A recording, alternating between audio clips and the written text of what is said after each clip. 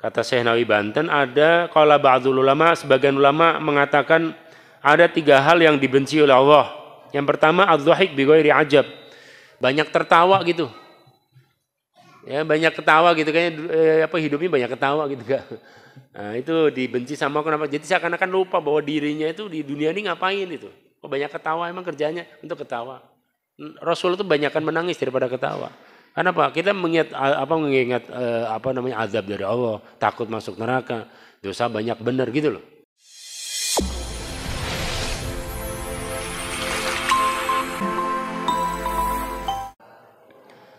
Alhamdulillah, wassalatu wassalamu ala sayyidina wa habibina wa syafi'ina wa qurrati a'yunina wa maulana Muhammadin. Allahumma salli wa sallim ala sayyidina Muhammadin tibbil qulubi wa dawaiha wa afiyatil abdani wa shifaiha wa nuril absari wa dhiyaiha wa ala alihi wa sahbihi wa sallam, amma ba'd. Qala al-mu'allifu rahimahullah wa nafa'ana bi'ilum fi daraini amin.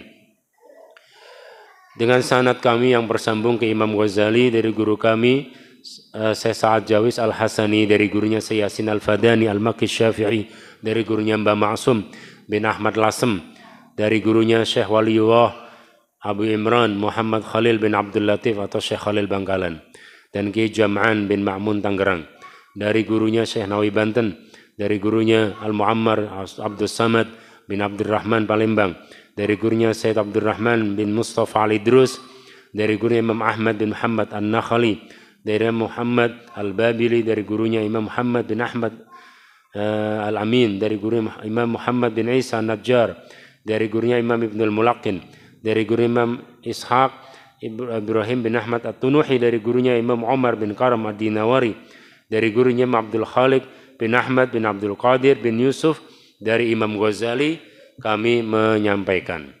Qala al-Imam al-Ghazali rahimahullah wa nafa'ana bi'ulumi fid dharain amin.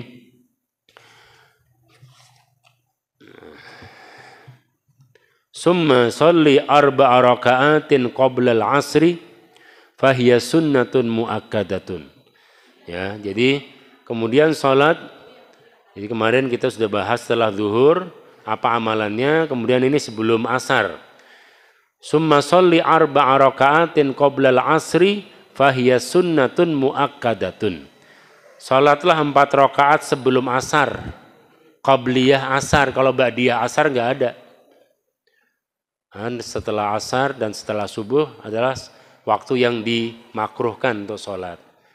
Sebagian pendapat dalam Imam Ahmad kalau nggak salah itu bahkan haram. Tapi kalau Imam Syafi'i dibagi 2 dulu, dibagi 2. Jadi kalau sholat itu, jadi hukum sholat setelah asar dan setelah subuh kalau menurut Imam Syafi'i dibagi 2. Pertama tergantung sebabnya. Kalau sababun mutaqaddimun itu boleh. Tapi kalau sababun mutaakhirun itu tidak boleh. Contohnya biar gampang. Apa sih sababun mutaqaddimun dengan sababun mutaakhirun? Saya masih ingat ini diterangkan oleh guru kami Mu'alim Kiai Syafi'i Hazami di Masjid Ni'matul Ittihad dulu. Waktu kita masih ya. Itu kiai-kiai yang ngaji sama kita di belakang gitu. Ya itu kiai-kiai Maulana Kamal Yusuf, Kiai Mundir Tamam, kiai-kiai sepuh, ya almarhum Kiai Buya Saufiddin Amsir, termasuk mu'alim, ya. Itu beliau menjelaskan bahwa dalam mazhab Imam Syafi'i itu ada 2 itu, kalau sababun mutaqaddim, sebab yang duluan daripada sholatnya, contohnya janazah. Kan ada janazah dulu baru sholat. Itu namanya sebab nih, ada jenazah baru ada sholat. Berarti sholat jenazah tuh sababun mutaqaddimun, sebab yang duluan. Maka boleh walaupun habis asar atau habis subuh. Gitu. Kalau sababun mutaakhirun, sebabnya belakangan. Contohnya apa? Sholat safar. Sholat mau pergi. Itu perginya sebabnya duluan atau belakangan? Sholat dulu atau pergi dulu? Hah? Sholat dulu kan? Ya PRT ya. Sholat dulu baru pergi ya kan? Gitu. Itu namanya sebabnya belakangan. Kalau sebabnya belakangan nggak boleh sholat setelah subuh dan setelah asar begitu. Ada yang mengatakan makruhnya tanzih, jadi nggak sampai ke haram sih, cuman makruh sekali gitu. Nah, kalau bisa ya dihindari. Kalau untuk yang sholat safar dan sejenisnya yang sebabnya itu belakangan, sholatnya jangan habis apa kita mau pergi nih, habis subuh. Ya udah, nggak usah sholat safar gitu. Itu afdolnya begitu kalau dalam mazhab Imam Syafi'i. Kecuali Masjidil Haram itu mah nggak ada pengecualian itu mah. Masjidil Haram kapan aja mau habis subuh, kapan kita datang kita sholat aja. Sholat tahiyatul masjid, sholat habis itu sholat tawaf, habis subuh ya nggak apa-apa. Kenapa? Walaupun mau kita kalau tahiyatul masjid termasuk yang sebab duluan atau sebab belakangan? Masuk dulu atau sholat dulu? Masuk dulu kan, baru sholat ya. Jadi termasuk yang sabab mutaqaddim, apalagi yang sebabnya duluan. Tapi kalau Masjidil Haram, sebagian ulama mengatakan tuh nggak ada pengecualian, dia kapan aja ya bisa untuk sholat gitu, karena dia Masjidil Haram gitu ya. Itu pendapatnya. Tapi yang afdol lagi kalau ada jenazah ini, kita waktu itu di Pekalongan di bunyainya Habib Abdullah bin Mulahailah wafat ya, Syarifah wafat. Waktu itu jenazah datang pas asar. Itu waktu itu ada habaib, anak dari Manil Atos, itu ada Habib Bagir yang cicitnya Sapuro, ya, Habib Bagir bin Ahmad bin Ali bin Ahmad bin Abdullah bin Thalib Al-Atos.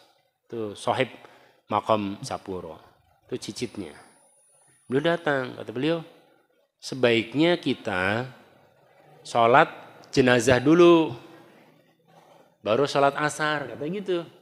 Saya waktu itu kaget juga, belum ngerti gitu masalah ini. Ya, ikut aja kita kan, mau habaib, kiai-kiai gitu, di alun-alun dekat Kauman, di masjid tengah kota itu, di alun-alun Pekalongan. Baru saya dalam hati saya, loh kan udah ada jenazah, udah sholat, udah adzan asar, kenapa enggak sholat asar dulu baru? Itu pasti tanya, kata beliau, kita untuk keluar dari perbedaan pendapat itu, supaya kalau kita sholatnya setelah asar, walaupun menurut imam kita Imam Syafi'i itu boleh karena ada jenazah sebabnya duluan, tapi kan ada pendapat ulama lain yang mengatakan tidak boleh. Imam Ahmad mengatakan mutlak, mau sebab duluan kayak sebab belakangan, kalau bisa asar ya gitu, nggak boleh. Oleh karena itu kita keluar dari perbedaan pendapat, biar semuanya dapat gitu, kita nggak menyinggung Imam Ahmad, kita juga melaksanakan ininya Imam Syafi'i. Jadi sholat jenazah dulu, habis itu baru sholat asar gitu. Waktu itu sholat jenazah, habis itu sholat asar. Tapi ini perbedaan pendapat di kalangan ulama ya, artinya kalau ikhtilaf sifatnya khilafiyah, kita tidak boleh fanatik, kita tidak boleh ngotot ya, sesuai dengan kondisi dan yang berlaku di situ gitu. Kita ikutin supaya tidak menimbulkan hal-hal yang meresahkan kita di masyarakat. Jadi summa sholli arba'a raka'atin qabla al-'asr fa hiya sunnatun mu'akkadah, sunnah muakkad. Faqad qala Rasulullah sallallahu alaihi wasallam, rahimallahu imra'an shalla arba'an qabla al-'asri. Karena hadis Rasulullah sallallahu alaihi wasallam ini hadisnya ada di Sunan Tirmidzi ya, 174 itu ya, nomor hadis 283. Rahimallahu imra'an shalla arba'an qabla al-'asri. Allah merahmati orang yang sholat qobliyah asar 4 rakaat. Itu ya. Fajtahid an yanalaka du'a'uhu sallallahu alaihi wasallam. Rasul itu mendoakan, mudah-mudahan Allah memberikan rahmat bagi orang yang sholat qobliyah asar 4 rakaat gitu. Itu berarti doa Rasulullah. Siapa yang nggak mau didoain sama Nabi, ya nggak? Ya, kita pasti mau kan? Mau nggak didoain Nabi? Ya kalau sholat qobliyah asar, tapi jarang ini. Ini termasuk sunnah yang hampir pudar gitu. Ya nggak? Ya, kita jarang sekali sholat asar itu qobliyah asar ya. Langsung aja gitu, udah 4 rakaat begitu. Ya. Sebaiknya kalau kita mungkin sunnah Rasulullah, kita sholat qobliyah asar 4 rakaat. Wala tastagil ba'dal asri illa bimisli ma sabaqa qablahu. Dan janganlah sibuk setelah asar kecuali seperti setelah zuhur. Maksudnya sesuai dengan kerjaan kita. Kalau kita pelajar ya belajar, mungkin istirahat tadi sebelum duhur atau setelah duhur sebentar, habis itu ngaji lagi, ngapalin Quran lagi, murojaah lagi bagi yang santri maupun pelajar atau mahasiswa. Kalau yang pekerja gimana? Ya kerja sampai sore kan waktunya jam 4 atau jam 5 ya enggak? Ya kan kalau enggak ada gelembur gitu kan, itu sampai jam 4. Ya udah sampai jam 4. Gitu ya, ikutin. Nanti habis itu sholat di rumah baru mungkin kalau enggak ada kerjaan, maksudnya enggak ada, itu diisi misalnya dengan zikir. Ada doa zikir itu habis asar sampai maghrib. Ada. Ya, itu kalau orang-orang tarekat Syadziliyah itu kita ada tuh wadhifah zaruqiyah. Wadhifah zaruqiyah itu wiridan yang diamalkan di kalangan tarekat Syadziliyah itu habis subuh dengan habis asar sampai maghrib tuh ada tuh ada wiridan-wiridannya. Itu kalau diamalkan juga lumayan lama, itu bisa 1 jaman lebih sehingga bisa ngisi nggak kosong waktunya. Wala yang bagi antakuna aqwatuka muhmala, jangan sampai waktunya tuh sia-sia. Qala ba'dul ulama salasun yamkutu wa huwa 'alaiha. Kata Syekh Nawawi Banten ada qala ba'dul ulama, sebagian ulama mengatakan ada 3 hal yang dibenci oleh Allah. Yang pertama adz-dzahik bi ghairi ajab. Banyak tertawa gitu. Ya banyak ketawa gitu kayaknya hidupnya banyak ketawa gitu kan. Nah, itu dibenci sama kenapa? Jadi seakan-akan lupa bahwa dirinya itu di dunia ini ngapain itu. Kok banyak ketawa, emang kerjanya untuk ketawa. Rasul itu banyakkan menangis daripada ketawa. Kenapa? Kita mengingat azab dari Allah, takut masuk neraka, dosa banyak benar gitu loh. Itu seharusnya manusia berpikir ke situ. Kalau kebanyakan ketawa kan itu mematikan hati dan lama-lama lupa gitu loh, karena kebanyakan ketawa. Gitu. Suka dan duka itu silih berganti, artinya ya seimbang begitu ya, jangan ketawa mulu. Gitu. Kalau ketawa mulu tuh nanti dikiranya begini ya, gitu. Ini orang ketawa mulu, ya nggak di rumah nggak di jalan ya, gitu. Tersenyum iya, murah senyum, tapi bukan berarti ketawa terus itu masalah itu. Ini orang ya kan, bisa dia, ini orang ketawa mulu ya, gitu. Nah, nanti sejak kapan itu kan, gitu kan? Yang kedua wal aklu min ghairi ju'in, makan tapi nggak lapar gitu, nggak lapar makan dia, ini kerjanya makan, hidup untuk makan. Yang benar tuh hidup untuk makan atau makan untuk hidup? Ibu, yang benar mana tuh? Dulu Kiai saya dinanya waktu kita belajar di pondok itu, Kiai Syukron tuh, anak-anakku, kalian ini hidup, ini yang benar tuh makan untuk hidup atau hidup untuk makan? Hah? Ya, benar itu makan untuk hidup. Kenapa? Kalau hidupnya hanya untuk makan, itu sama dengan kerbau. Kerbau kan hidupnya untuk makan. Habis itu sembelih, benar gak dijual? Ya. Jadi kalau kita nih, kalau manusia, ada yang hidupnya cuma makan aja urusannya. Jadi hidup untuk makan itu sama dengan, wah itu siapa yang bilang tuh? Bukan saya. Sama dengan kerbau katanya ya. Fatastagil fi kulli waqtin bima ittafaqa kaifa ittafaqa bal yanbaghi an tuhasiba nafsaka. Kalau udah sore mau maghrib, itu malaikat tuh gantian shift. Jadi malaikat tuh gantian shiftnya sore mau maghrib tuh. Ya, jadi maghrib dengan subuh. Jadi kayak kita kerja begitu, kerja di mall ya, kan ada, atau di kantor kan ada shift-shiftan kan ya. Kerja di rumah sakit ada shiftnya, di mana kan ada shift siang, shift malam gitu ya. Malaikat juga ada shiftnya, ada 2. Ada shift malam nih, ada shift siang, ada shift jam jadi jam sore nih, mau maghrib tuh jam berapa? Jam 6 sampai jam pagi, sampai jam 6 lagi habis subuh. Nanti jam 6 pagi sampai sore tuh shift yang kedua begitu. Cuman kita gak ngeliat gitu, absennya dia. Gitu loh. Kalau ngelihat itu saya yakin gak ada yang berdosa itu. Karena ngelihat malaikat itu, gitu ya. Jadi itu ada. Nah makanya diusahakan ketika pergantian shift itu laporan kita tuh baik gitu loh.